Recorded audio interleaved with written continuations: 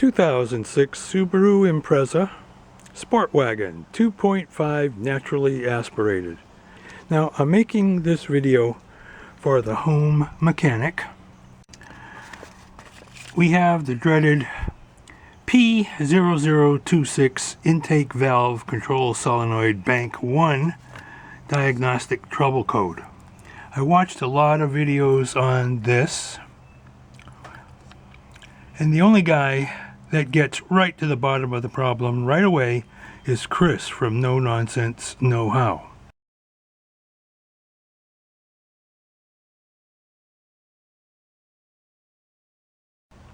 So the solenoid is here, but most people say it's not the solenoid. It's actually this pressure sensor switch, which is there.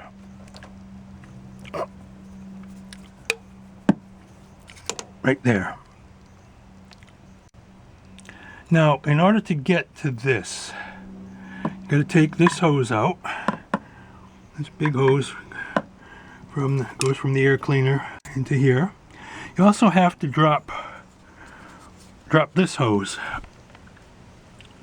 which connects here. Now it looks like you're not going to be able to get to these parts. There's two switches. There's no special release tabs on these connectors here. They just pull straight up. So you grab them with a needle nose, they pull up with no resistance. Here's the white one. Here's the blue one. Blue one goes to the solenoid. White one goes to the part that everyone says is the problem. Okay, now how do we get it out? Because it doesn't look like it's going to come. Chris tells us you need a 22mm socket. I didn't have a 22mm. I did buy this locally though. It was around $10. Couldn't get a 3/8, only a 1/2 inch. I have it here on a U-joint. Ran it into a 3/8 ratchet, and believe it or not, it does work. You can get it, and that's the main point of this video for the amateur mechanic. You don't have to remove this wiring harness. I took out these bolts. I couldn't move this assembly. Not necessary. This will slide over it, and with a very little effort, you'll be able to unscrew that and get it out of there. So yeah, even a guy like me who's never done it before gets it right out. So some confidence for you. Now, do we think this is going to be the problem? Let's go inside and test it just the way Chris shows us. Okay, now Chris says we can test these with an ohm meter. The pin inside here is too small, but you can grip it just kind of like by going halfway through like that and clipping between the plastic and the pin. Now I've got my Fluke 12 ohm meter set on ohms. This should be as close. Let's see what the test leads read. 0.2 of an ohm. This should be as close to 0.2 of an ohm as possible. This is my old one. Right at the moment I'm reading 46.8 ohms. I don't want to block the meter here.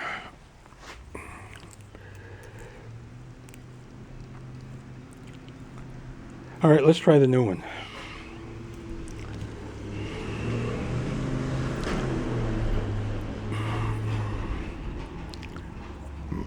Same test, same meter,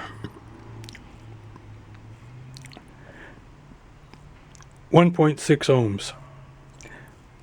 What do the test leads read? 0.3, so I'm reading about 1.4 ohms, a little over 1 ohm.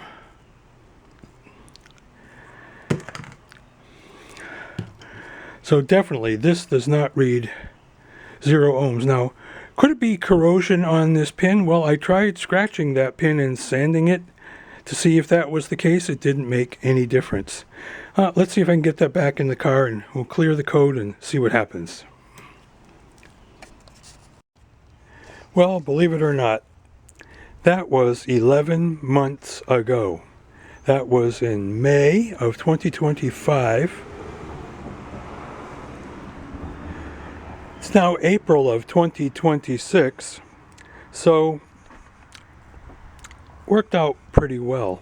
Now the reason I never finished the video, some guy somewhere was complaining that when he installed his new part, he cracked the head, and he's threatening to sue everybody and making a big stink. Well, this is a NPT fitting, meaning it doesn't look like it, but it's a tapered national pipe thread fitting. So if you tighten this down much more than what you see right here, it's a wedge. It's a splitting wedge. And if you keep tightening it past here, yeah, you could split the head. And you're in big trouble if you do that. So you notice when Chris puts these in, he's choked way up on the ratchet. I'm not sure that Chris really stressed that, because he assumes that you've got half a brain. It's easy to get distracted. So when you put these in, choke up on that ratchet. When you meet resistance, stop. If the thing leaks, you can always tighten it another tiny little bit. But mine didn't leak. I thought they were going to leak. I thought this one was going to leak. It did not leak. But within a few months, the other side broke, and I had to replace this. So we got a 2.6 on one side and a 2.8 on the other side. So here's where the other one is located. It's right here, much easier to remove. I think I pulled out the dipstick. You need a shorter extension, comes right out. This side is much easier than the other side, because on the other side you've got to remove this air duct. Now, interesting thing here. I didn't mention in the video, this is a nice clean, see how it's nice and clean? But it had high resistance, and I was getting the error code. So when I went to the store, they just sold me something. I came home and I decided, well, I'm going to test this replacement part to see if it has zero resistance. Wouldn't you know, the Chinese replacement part did not have zero resistance. Had very high resistance. I had to go back to the store a second time, and they gave me this one, which was this brand, Import Direct. So when the other side broke, I think this broke like within 6 months. I had to go back to the store a third time to get another one. And I also specified Import Direct. I had my multimeter with me this time, and I made sure that before I left that parking lot, the new part had zero resistance, and it did. But just today in making this video, I'm noticing something very interesting. One of these, I don't know if I can get this camera can show it. One of these says made in China. But the first one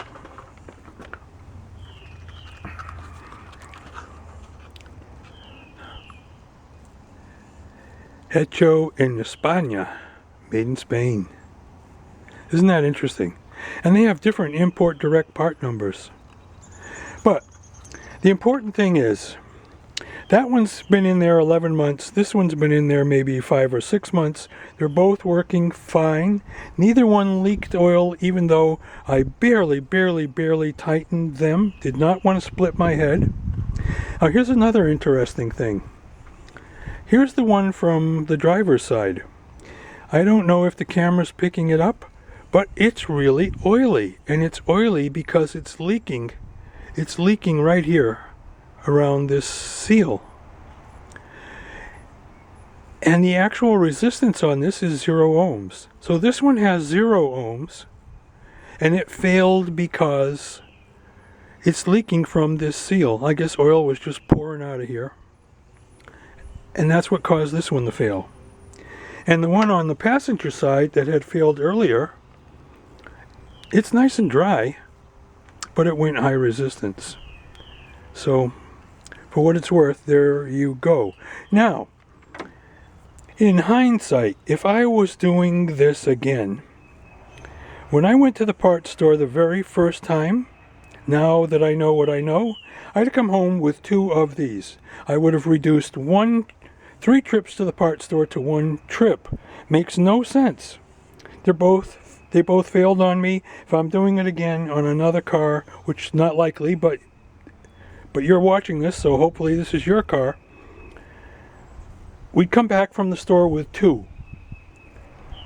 And we do them both at the same time. Preventative maintenance. Too many trips, too many stuck on the roads. Just get 2. These were... The first one was a little bit less than the second one. This one was closer to $20. This one might have been closer to $24 or $25. Now, it's been fine. The key points are, it doesn't necessarily fail with high resistance. It could also fail because it's leaking oil. Be very, very careful. You don't know your own strength. Choke up on that ratchet and just snug it. Should be enough. And if you're going to keep the car, and you don't want to keep getting stuck on the road, boy, I can tell you the women don't like that. Come home with 2 of them, do them both. That's my hopefully helpful hints, and I sincerely hope this helps someone. Thanks for watching.